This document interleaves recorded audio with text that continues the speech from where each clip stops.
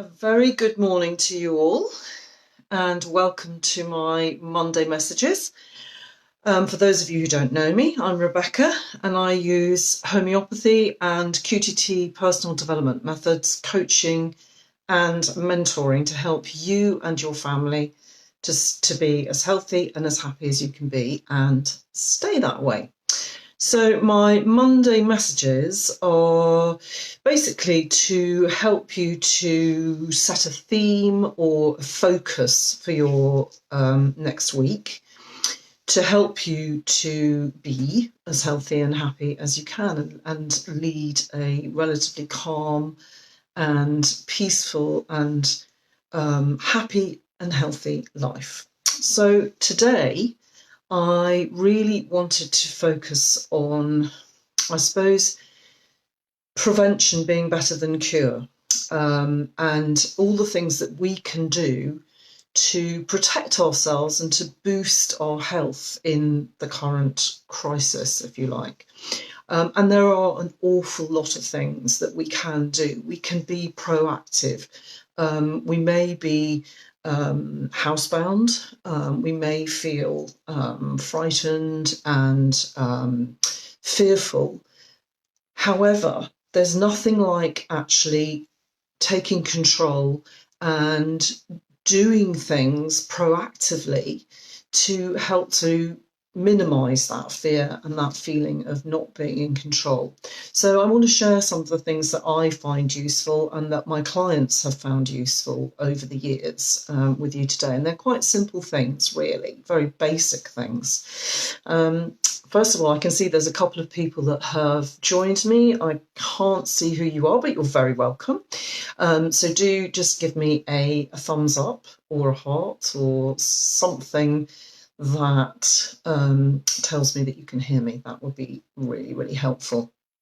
And perhaps even if you're brave, you could introduce yourself. That would be good. So, okay.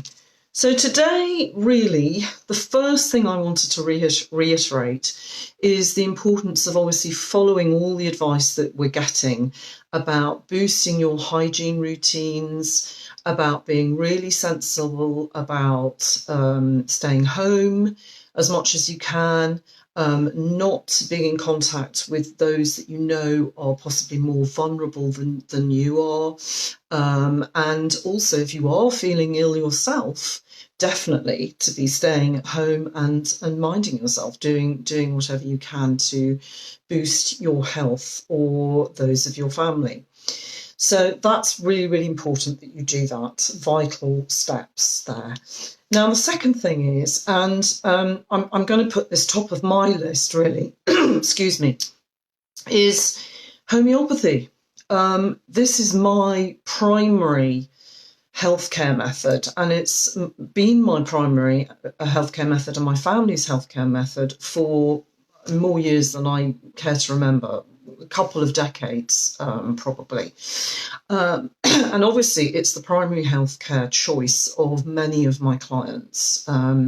So I wanted to just reiterate how powerful homeopathy can be. And actually, not a lot of people know this, but it has a proven track record in the past in flu epidemics. Going back as far as 1918, when there were pandemic flu episodes, homeopathy was proven to be more successful than any other treatment. It had a lower death rate than other treatments. Even as recently as 2013, there was a study using homeopathy as opposed to other methods of healthcare, and it was proven to be highly successful. So please don't forget the power of the remedies that you have at your disposal, both in treating symptoms when they come up, and obviously that is most successful when it's done on an individual basis, because homeopathic remedies are usually applied in a sort of tailor-made way. So that's one way of using it. Although when there is an epidemic like this, there is often a a primary remedy that is used because a lot of the symptoms are very uniform. They're quite common to a lot of people.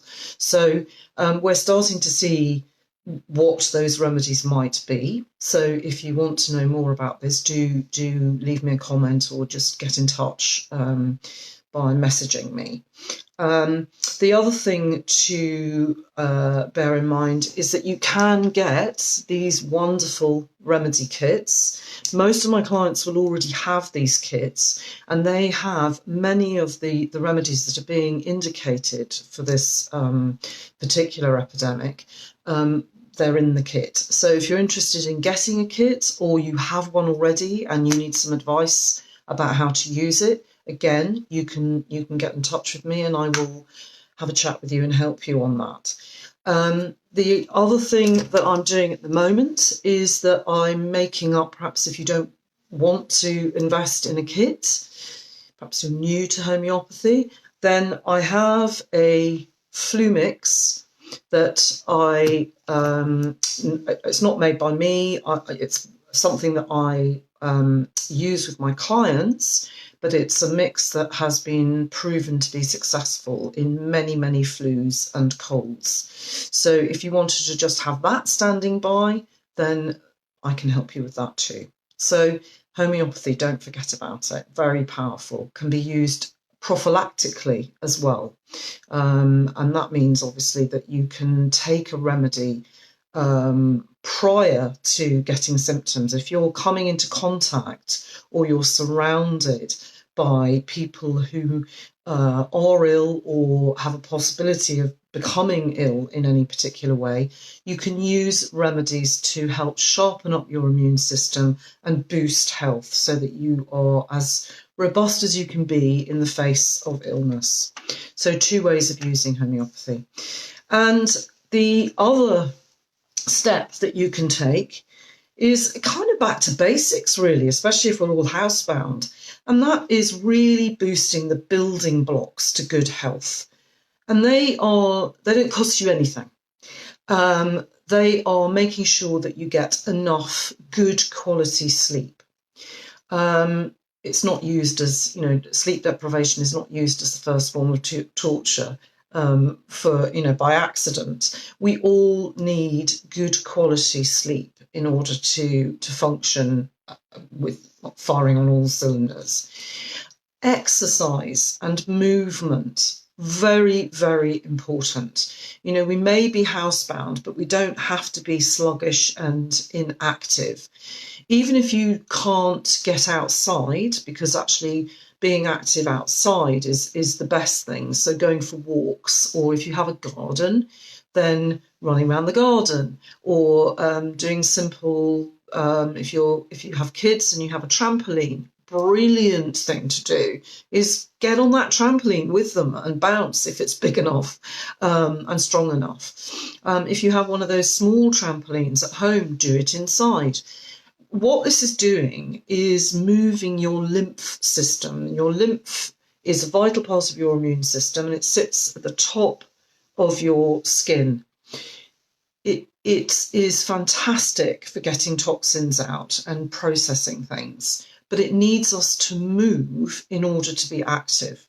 So even if you're running up and down stairs, or lifting your arms, doing exercises like this, go online, go onto YouTube and look at online yoga classes, online qigong classes, online exercise classes. This is where everything, all the wealth of tools that are online for us really come into play. We can use everything that we can access in our own homes. So I urge you to get moving, basically, in some way. If you're at home with your kids, make it a game. You can play tag all around the house, up and down the stairs. You can run around the garden. If you can get out into the countryside and have a lovely walk in the fresh air, nothing better.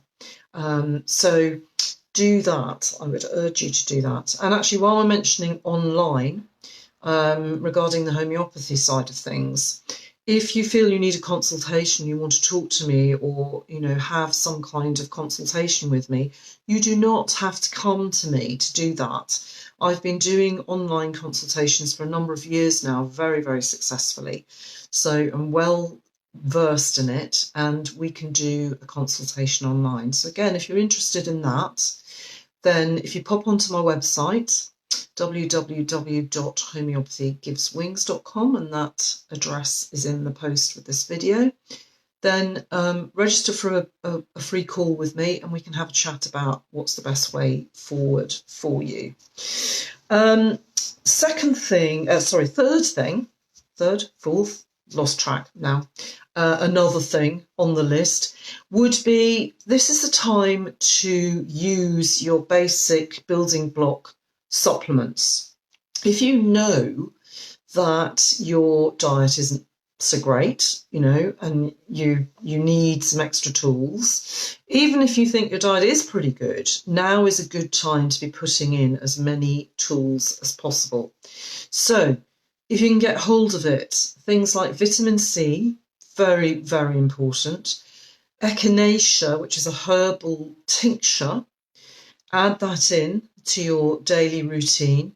And actually, vitamin A is very important too, because vitamin A has the ability to address problems with our mucous membranes, and particularly in the respiratory tract.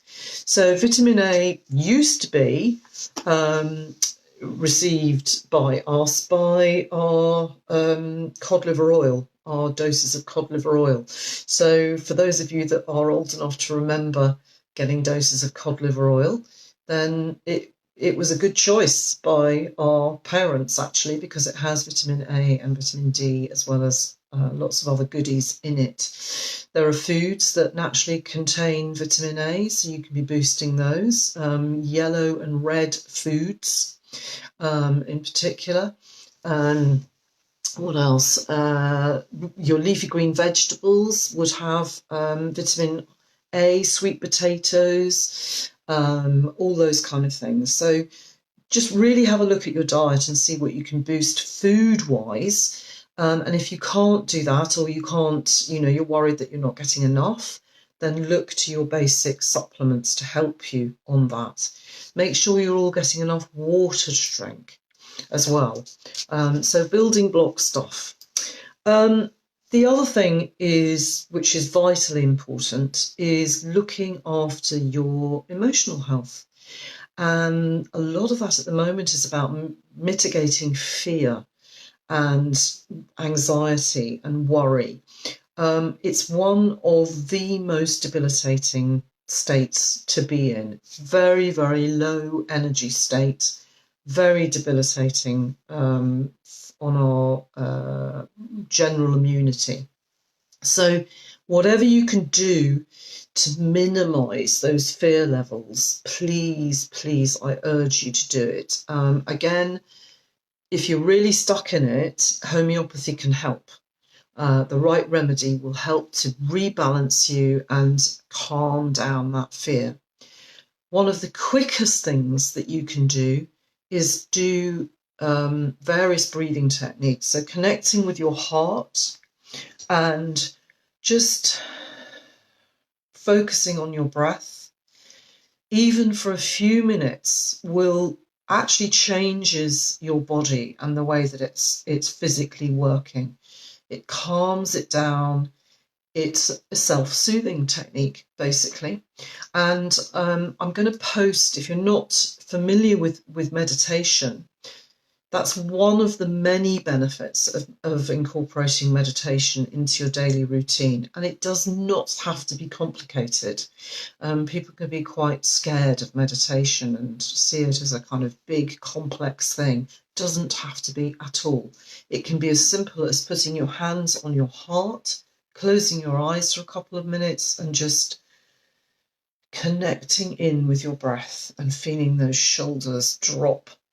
I'm going to put in, with the replay of this, when I put it up, I'm going to put in a link to a free video series that I did a while back teaching you how to do a very simple meditation. It's just 5 quick videos that help you to incorporate just 10 minutes meditation a day. So I hope that's going to be useful for you.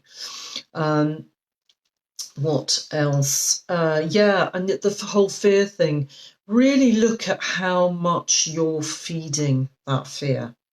Every time you're reading a post about the coronavirus, every time you're looking at a news bulletin or having a conversation with somebody about it, you're really feeding it. I'm not suggesting sticking your head in the sand, but just watch how many times a day you are focusing your attention on all the fearful, anxiety-making side of what's going on. Because we have no real control over what's going on in the outside world, but we have total control over what happens inside of us and how we receive the information that's coming in to us. And we don't need to be feeding the fear. We're pretty much there with what's going on. We know what we've got to do. People like me are giving you lots of good, simple advice about how to take control of your health and how to boost it. Please listen to all of us because there's some brilliant practitioners out there.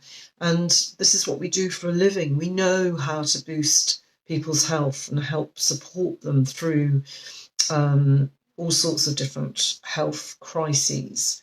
So we're out there to help you and give you support. Please do use us. And I would say, finally, another good way of really helping to minimise fear and anxiety is by helping others and helping them practically and helping them to minimise their own fear. So if you know of anybody that might be vulnerable, elderly, too frightened to leave their house, perhaps are going to, not be able to get out and get shopping, get food, or even actually just to have contact with other people, it can be really, really lonely, and that will in turn feed fear. So if there's anybody that you know that's in that position, what could you do to help them? Even if you don't have direct contact with them, if you want to avoid that, then perhaps picking up the telephone and having a chat with them. If you know them well enough to Skype, so that they can actually see you, then that's fantastic. Having contact with other people and having good positive interaction with others can be really supportive and help us to feel loved, and that we can give love in return, basically. If you can pick up shopping or help somebody organise an online shop, really helpful. I'm really heartened to see that there are lots of supportive groups that are happening online to help gather people together and support those of us who are more vulnerable. So if there's anything you can do to help anyone, then please do it. Tomorrow is St. Patrick's Day. Probably going to be a different day than you envisaged, those of you in Ireland in particular. But it doesn't have to be all gloom and doom.